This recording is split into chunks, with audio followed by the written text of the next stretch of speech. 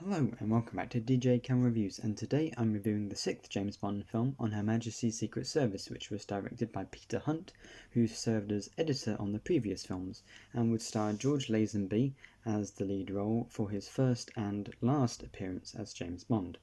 And that's fortunate because he's not absolutely terrible for the whole time. I wouldn't say he's terrible. Well, there's one scene in particular that I think he's atrocious in, but for the most part, he doesn't give a captivating performance. Sometimes he's passable, and because he's not as confident just as an actor, it means that his portrayal of the character isn't as confident, and that helps the story because in this film, Bond falls in love with Tracy, who's one of the best Bond girls or Bond women in the whole series, and he even gets married at the end of the film, which isn't much of a spoiler. I mean, it came out however many years ago, 50 years ago, I don't know, 51 years ago? Yeah, no, yes. And unfortunately, at the time, with it not starring Sean Connery and a new director and a new style, with kind of a whole lot more quicker editing actually, which makes sense if the director was the editor beforehand. And unfortunately, it wasn't met with a good financial or critical reception, and audiences didn't really take to George Lazenby, and they still haven't. But nowadays, it's regarded as one of the best Bond films, and it's clear to see why watching it now. The action is brilliant.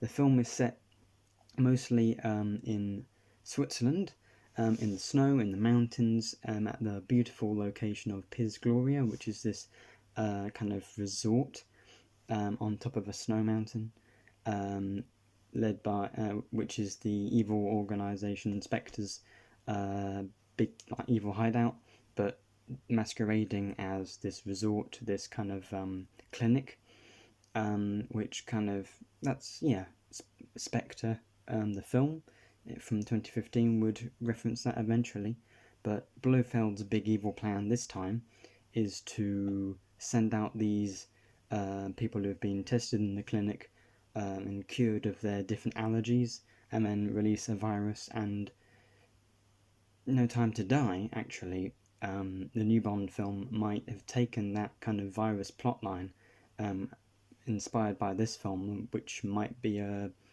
another reason why the film was delayed, so that they could edit it a bit, because of that would be insensitive in this current climate that we're in. But that's a story for another time. The film is beautifully shot, probably the best looking Bond film up until Skyfall, probably even better than Skyfall. I mean, there's beautiful colour throughout the whole film, and the composition, especially this iconic moment where Bond is in a helicopter with the dusk, or the dawn, dusk, behind him, in like a shot from Apocalypse Now. It's wonderful, and the film has a great visual style. The action scenes are great. There's some great ski chases and bobsleigh chases, and fight scenes that are edited really well.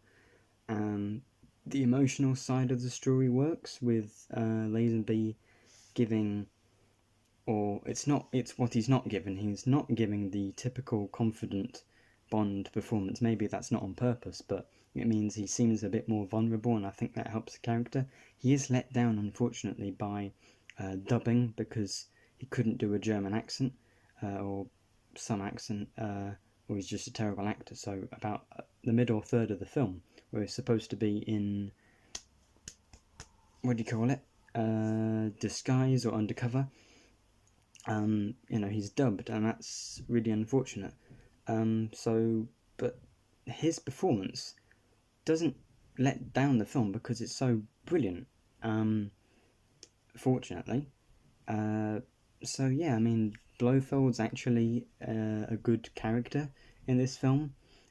He has a good motivation, I guess, and he's an intimidating villain, which I don't get from any other Blofelds in the series. I think the emotional side really works with the main romance that pushes the story on. The action's great, the location's great, it's wonderfully shot, and Her Majesty's Secret Service is nothing short of a classic. 9 out of 10 I'd give it.